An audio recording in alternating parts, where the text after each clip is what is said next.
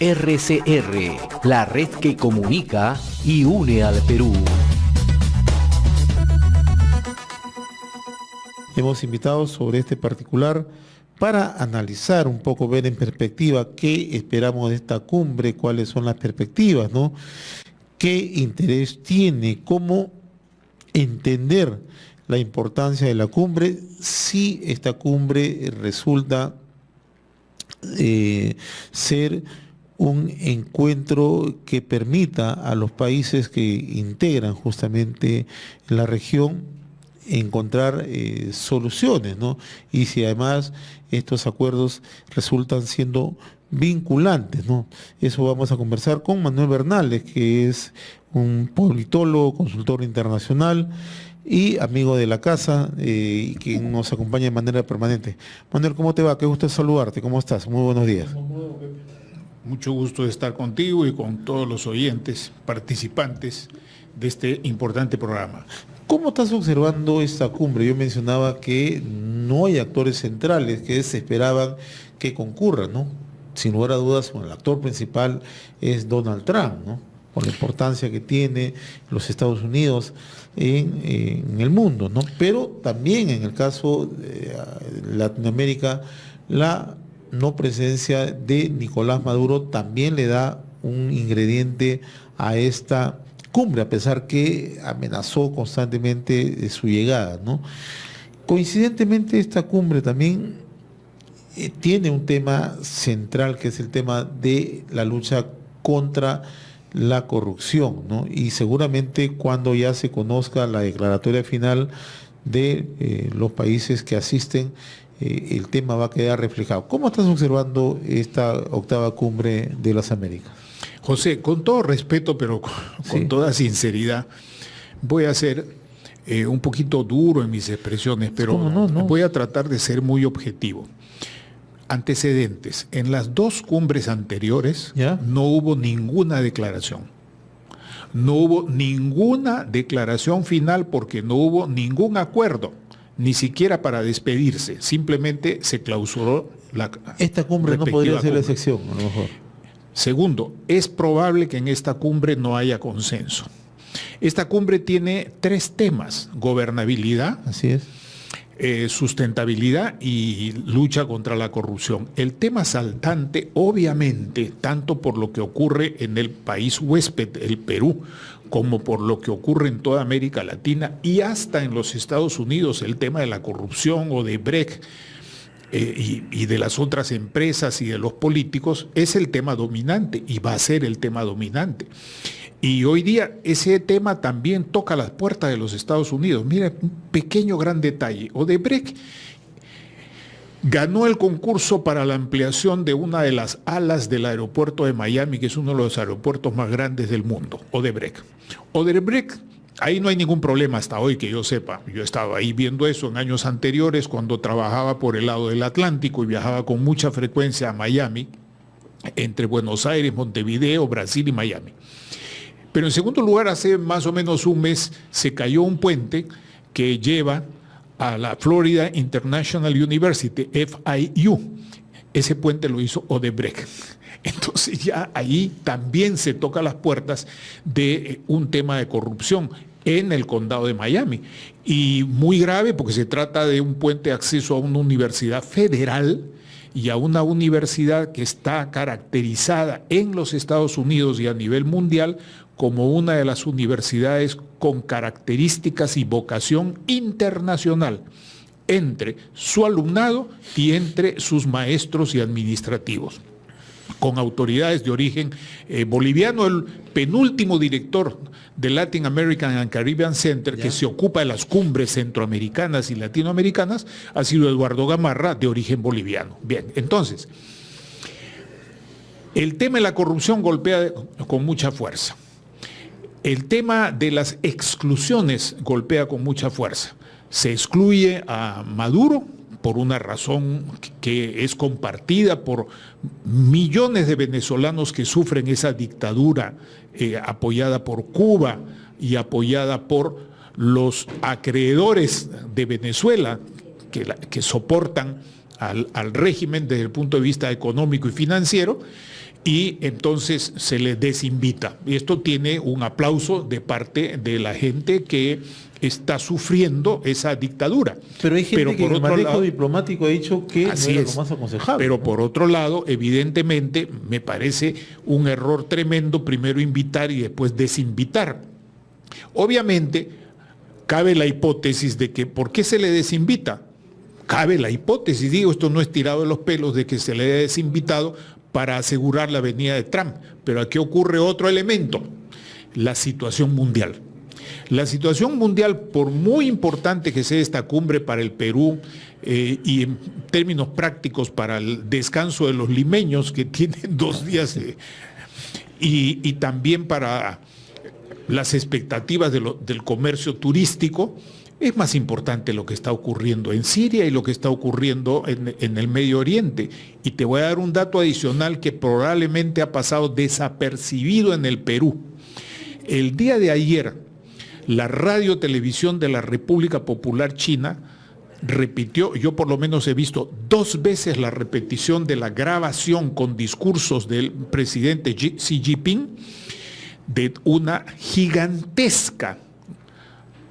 un gigantesco desfile aéreo y naval de las modernísimas fuerzas navales que incluyen un inmenso portaaviones chino en el mar de la China. Y eso no es casualidad, porque se están amenazando de otro lado mutuamente Estados Unidos, Trump, contra Rusia, y Rusia diciendo, no te voy a permitir que tú sigas haciendo lo que te da la gana aquí. Y la respuesta de China ha sido muy sencilla, hacer lo que se llama una revista aeronaval con sus fuerzas tácticas y estratégicas, más de 50 naves y de lo más moderno, todo de primera calidad. Claro, yo no sé chino, no había traducción al inglés tampoco, pero no es necesario saber, en primer lugar, es indispensable para poder hacer un análisis más profundo, pero ahí hay una evidencia de que es una respuesta de China ante lo que está ocurriendo en Siria y lo que está ocurriendo entre Estados Unidos, Rusia y Bashar y el rey y el presidente sirio. Eso es un hecho. Ahora bien, ¿qué pasa entonces aquí? En Lima hay 2 cumbres. Hay la cumbre de los que están contra la cumbre y la cumbre que no tiene ni a Trump ni a Maduro, pero sí tiene al presidente de Cuba, a Evo Morales y a 2 o 3 estados caribeños, pequeños estados caribeños que forman parte de la Asociación de Venezuela por el asunto de las facilidades petroleras y el asunto del ALBA. Entonces, en esas condiciones es poco probable que haya alguna declaración. Ahora bien, hay otro elemento adicional. En la cumbre paralela, que siempre ocurre en todas las cumbres mundiales, también en las de Naciones Unidas, que se reúnen la llamada sociedad civil, pero no partidos políticos, sino empresas y sociedad civil, se da otro fenómeno interesante. El choque entre los chavistas, los partidarios de Cuba, de Chávez, de Nicaragua, de los modelos comunistas o modificados. Cuba es un modelo comunista. Ayer un periodista y esta mañana un periodista hablaba como si Cuba fuera un régimen socialdemócrata, hablaba de una democracia participativa. Eso es un chiste, claro. es un chiste, es un error grave. Entonces, en esta otra cumbre también hay una confrontación de elementos civiles. Entonces, en estas conclusiones, con estas características, yo me pregunto, ¿vamos a quedarnos sin buscar algo positivo en la cumbre? Yo creo que no. Yo creo que hay que buscar, aunque sea algunos mensajes positivos, pero hay que saber separar la paja del grano. Te doy un ejemplo. ¿Cómo va a venir un régimen como el hondureño y el presidente de Honduras a hablar de su experiencia en la lucha contra la corrupción si está absolutamente cuestionado por la corrupción existente? Eso está en los periódicos, está en la vida cotidiana. Yo acabo de estar trabajando 3 meses allá y sé lo que está pasando muy bien, cuestionado hasta por organismos internacionales, no solamente por el tema electoral, sino por la utilización de las herramientas legales para luchar contra la corrupción, pero solamente contra una parte de la corrupción, contra sus adversarios u oponentes políticos, pero no con otros. El caso de Ecuador, que tiene un vicepresidente que también está El caso de Ecuador también. Prisión. Y a propósito, estamos viendo que las circunstancias nacionales o mundiales tienen más peso que esta cumbre. Yo no sé si finalmente ocurrió así porque no me he fijado en ese tema, pero ayer se anunció que tan luego aterrizó el presidente de Ecuador. Retornó a Ecuador. Sí. Retornó a Ecuador porque Por había una circunstancia, una circunstancia más grave. En consecuencia, esta cumbre tiene una gran ventaja para los limeños, que es su descanso, para escuchar algunos planteamientos importantes que nos pongan al día, no tanto en las soluciones solamente de la lucha contra la corrupción o de la gobernabilidad, sino que nos pongan al día para ver cómo se están moviendo las fuerzas mundiales, las fuerzas en el continente y las fuerzas en América del Sur y el Caribe. Y no nos olvidemos que también en los Estados Unidos el presidente Trump está teniendo algunos problemas delicados con el nombramiento de sus principales colaboradores, algunos de los cuales han sido removidos, otros se han retirado, y un tercero que tiene que pasar por la aprobación del Senado. Eso no es cualquier cosa, y con contradicciones muy serias dentro de los Estados Unidos. Ahora, todo esto que está ocurriendo, escena mundial, escena estadounidense, escena centroamericana, escena caribeña, escena sudamericana, escena peruana, con lo que estamos viviendo acá en el Perú, hace que esta sea una cumbre muy peculiar, mucho más compleja, mucho menos de probabilidades productivas de lo que pudiera haberse pensado. Pero mira, cuando tú hablas de las peculiaridades, hay que tocar un tema que a nosotros nos ha tocado muy de cerca, ¿no? El tema de cómo la corrupción prácticamente de manera transversal nos ha liquidado como país, porque atravesó el sector gubernamental, clase empresarial, gobiernos subnacionales, ¿no? Coincidentemente, ¿no?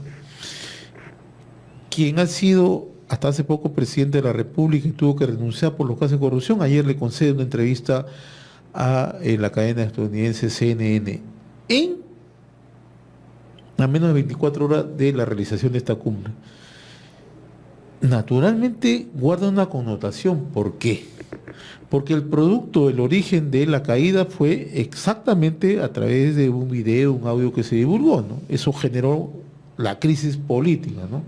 Pero sale el expresidente a dar una negativa y dice: yo no conocía este tema, yo no tocaba el tema de la corrupción, yo lo llamé a este señor para hablar de los problemas de Puno, ¿no? Entonces la gran pregunta que se hace la opinión nacional y la opinión internacional: ¿qué está ocurriendo en América Latina? O sea, hay crisis generadas producto de la corrupción, hay situaciones que generan algún tipo de evidencia, pero estamos llegando a niveles donde ponemos muchas veces en riesgo la credibilidad de un poder judicial, ponemos en riesgo la credibilidad de un ministerio público, ponemos en riesgo la credibilidad incluso de la propia opinión pública, ¿no?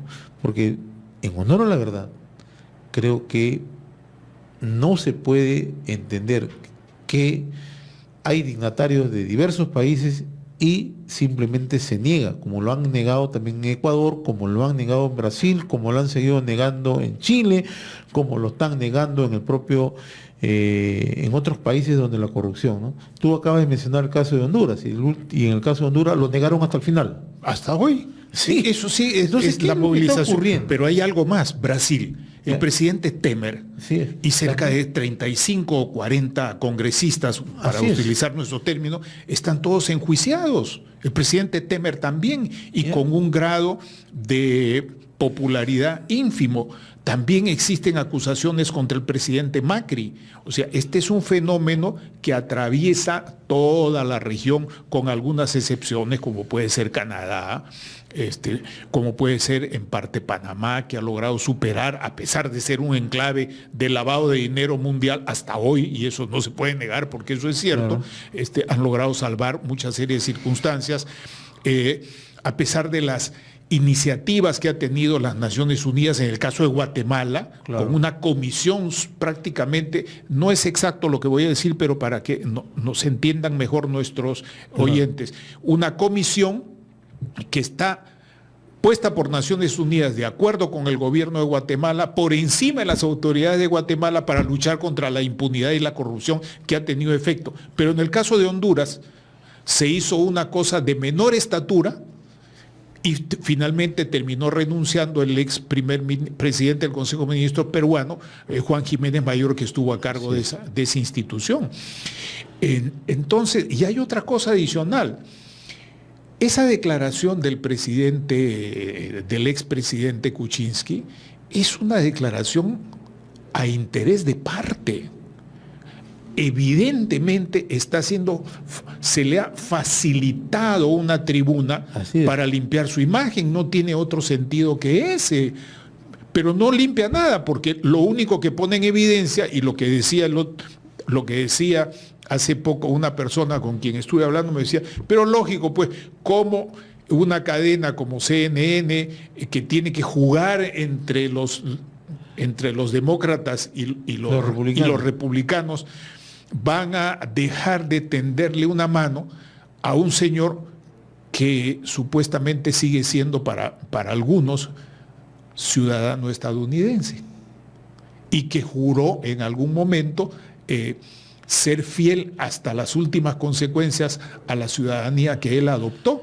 Claro. Bueno, eso en el caso del Perú nos pone en una situación muy seria, muy vergonzosa, porque ya tendríamos un segundo presidente que no es de nacionalidad peruana original o que ha adoptado otra nacionalidad. Fujimori fue candidato a senador en el Japón y eso no lo hace, eso no puede ser un Nisei. Un Nisei, un hijo de japonés nacido en el extranjero, no puede ser senador en el Japón.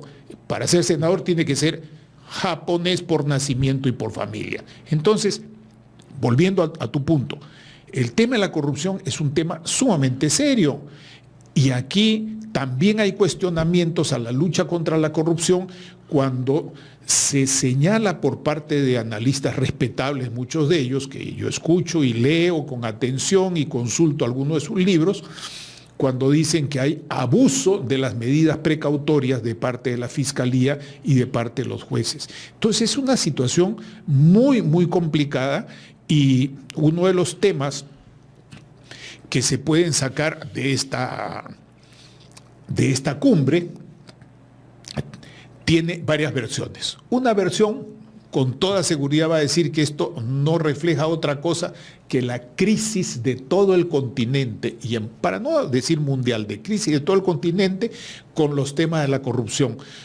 Digo para no decir mundial porque hace poco a la expresidenta hija de otro presidente dictador en Corea del Sur, le acaban de clavar cerca de 24 o 25 años de prisión por corrupción. La corrupción también estaba en Taiwán, la República China en Taiwán también ha sido un régimen corrupto durante mucho tiempo. La corrupción existe en la India de una manera impresionante. La corrupción existe en Pakistán y en muchos de esos estados. Lo único que como no están en nuestras áreas de influencia, no lo conocemos bien, pero perdóneme que lo diga, pero yo lo conozco mejor porque he trabajado 20 años en Naciones Unidas y he tenido colegas de todas esas regiones con los cuales nos reuníamos hasta 2 veces al año en Francia o en Montevideo o en México, hasta en La Habana, para discutir estas cosas de acuerdo a las responsabilidades que teníamos. Entonces, corrupción que existe, corrupción que ha socavado los estados, a unos más que otros, fuerzas que reaccionan desde la sociedad y desde el propio aparato del Estado, los poderes del legislativo o del Poder Judicial que reaccionan contra esta corrupción, que la persiguen, pero en una lucha que no se ve que tenga caminos muy claros y en los cuales hay algunas cuestiones fundamentales que las experiencias que se muestren en esta cumbre, por buenas, malas o feas que sean, tienen que hacernos buscar aspectos positivos, para ser positivos y no estar simplemente como la plañidera quejándose de que las cosas no funcionen. Y para mí son las siguientes. Primero, la transparencia en el acceso a la información. Segundo, la libertad de opinión, la libertad de prensa. Tercero, la responsabilidad que tiene que tenerse para acreditar lo que se diga en la prensa, lo que se diga en las instituciones y lo que se diga en las fiscalías. Fíjate la importancia de lo que tú dices, ¿no? Porque también paralelamente está dando una cumbre empresarial, ¿no? Y así es. El tema de la corrupción no solamente son los gobiernos, sino también en grupos empresariales lo que están. Exacto. Pero ahí, por ejemplo, se ha avanzado. El Perú en el 2012, y tú recordarás, a nosotros nos tocó organizar en el 2012 la reunión de EITI, Claro. de EITI, en la cual el Perú recibió, para sorpresa del presidente y creo que también del ministro, entonces nuestro amigo Jorge, recibió la acreditación como país cumplidor y el Perú y otros países sí están cumpliendo en la transparencia de la información de parte de un sector de industrias extractivas que son las industrias mineras, en relación a los cuales ya se sabe exactamente cómo son las cosas, o sea, no hay que llamarse a engaño porque eso está funcionando bien y está funcionando bien en el Perú y el Perú ha dado un ejemplo para que esto se trate de replicar o hacer de una mejor manera en otros países de América Central, en México y así sucesivamente. Entonces, es cierto que nos sentimos aplastados por esta corrupción que está arriba, que está abajo, que atraviesa todo. Y que lo más grave, a mi modo de ver, tiene que ver también con, no solamente con el empoderamiento económico de la mujer, sino con el papel de la mujer y del varón también, ¿no? de ambos en la educación. Porque como decía ayer una joven entrevistada por CNN, justamente, una jovencita, una muchacha en la calle, decía, el problema es que, no voy a repetir exactamente lo que ella dijo, pero dijo lo siguiente, el problema es que nos hemos acostumbrado a la corrupción y la tomamos como algo normal. Si seguimos tomando a la corrupción como algo normal, entonces estamos fritos, vamos camino a ser un Estado fallido, porque un Estado no puede basarse en la corrupción, sino en una arquitectura de valores que una Constitución y un Estado de Derecho señalan. Pero entonces, si bien es cierto, nos sentimos como aplastados por todo esto, hay que señalar también que en el caso de las industrias extractivas, tan atacadas por los antiinversionistas, por los antimineros, hay un hecho sólido, reconocido incluso por gentes que atacan mucho las inversiones, que es el programa EITI a nivel internacional y que se lleva aquí dentro del Perú, y que eso puede servir como módulo para otras industrias extractivas o para industrias que están trabajando en el sector de energía, en el sector de minería, en el sector forestal. Y todo eso es perfectamente aplicable. Las otras experiencias importantes tienen que ver con la formulación de mejores criterios para la representación política, aunque eso no está en la cumbre. Eso no está en la cumbre. ¿Qué pasa, por ejemplo? De acuerdo a nuestra Constitución y las leyes, aquí lo que se ha formado es un conjunto de partidos, muchos de ellos que van a servir simplemente de casa de alquiler o vientre de alquiler, que ya llegaron y están presentes. Que entren nuevos partidos es muy difícil, pero los partidos incluso que si no sacan ni siquiera una representación importante, siguen existiendo. En consecuencia, lo que estamos haciendo es mantener un elenco político del cual todo el mundo se queja y en consecuencia hay que hacer normas que permitan facilitar otros accesos. Rechazamos con quien convivimos a diario, ¿no? Así es. Entonces, pero eso quiere decir que es necesario modificar las normas del sistema electoral para que puedan participar otra gente, es decir, facilitar el acceso a la contienda, pero también dificultar la permanencia, para que permanezcan aquellos que tienen una verdadera representación manifestada en los votos. Segundo, tiene que haber una transparencia muy grande antes de la elección. Estamos hablando de corrupción, ¿no? Antes de la elección respecto a los candidatos y no terminar diciendo la mitad de los congresistas tienen mentiras, o son delincuentes o han falsificado sus cosas. Eso no puede ser. Como ocurre en el Perú ahora y que están ligados supuestamente a narcotráfico, ¿no? Evidentemente. Y lo que dices allí tú es totalmente, creo, suscribo eso, ¿no? La transparencia, ¿no? ¿Cómo logramos la transparencia, ¿no? Y que creo que debe ser uno de los temas centrales de esta cumbre, por lo menos entender que los estados, que los gobiernos están sujetos a ir generando condiciones de transparencia en la opinión pública, brindándole los mecanismos, brindándole las herramientas que transparenten la propia gestión, ¿no? Voy a eso.